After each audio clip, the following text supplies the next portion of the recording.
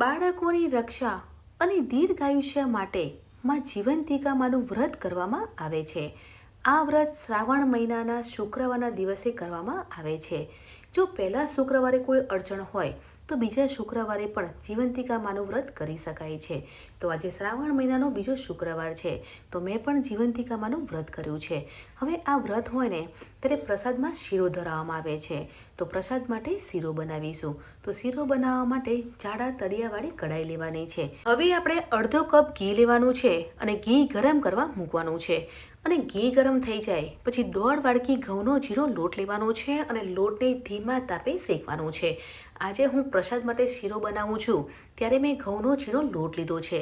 તમે સોજીનો શીરો પણ બનાવી શકો છો અને જીરો લોટ ના લેવો હોય અને થોડો જાડો લોટ લઈને શીરો બનાવવો હોય તો પણ બનાવી શકો છો. પણ હું દર સાલ માં જીવંતિકામાંનું વ્રત કરું છું ત્યારે ઘઉંના જીરા લોટનો શીરો બનાવું છું, એટલે મેં જીરો લોટ લીધો છે અને લોટને ધીમા તાપે શેકવાનો છે. જેમ લોટ શેકાશે તેમ લોટમાંથી ઘી અલગ થશે અને ઘી ઓછું લાગે ને તો ઉપરથી ઘી પણ ઉમેરી શકો છો. અહીંયા લોટ શેકાઈ ગયો છે અને લોટનો કલર પણ ચેન્જ થઈ ગયો છે. તો આપણે દૂધ ઉમેરવાનું છે, પણ દૂધ ગરમ કરીને ઉમેરવાનું છે, કેમ કે પ્રસાદ માટે શીરો બનાવીએ છીએ એટલે ગરમ દૂધ ઉમેરવાનું છે અને હલાવવાનું છે. પણ જો તમારે દૂધ ના ઉમેરવું હોય અને ગરમ પાણી ઉમેરીને શીરો બનાવવો હોય તો પણ બનાવી શકો છો. પણ પ્રસાદ માટે મેં શીરો બનાવ્યો છે એટલે મેં ગરમ દૂધ ઉમેર્યું છે અને સાથે મિક્સ કરવાનું છે.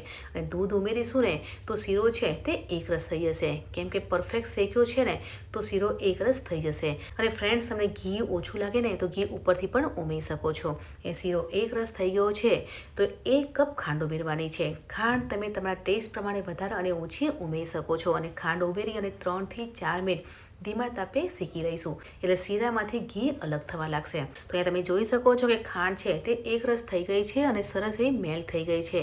અને હા ફ્રેન્ડ્સ, આજે મેં શીરો બનાવ્યો છે ને તે શીરામાં તમારે ઇલાયચીની ફ્લેવર આપવી હોય તો પણ આપી શકો છો. તો પ્રસાદ માટે ઘઉંના લોટનો શીરો બની ગયો છે અને આ જ શીરો પ્રસાદ રૂપે ધરાવવામાં આવે છે.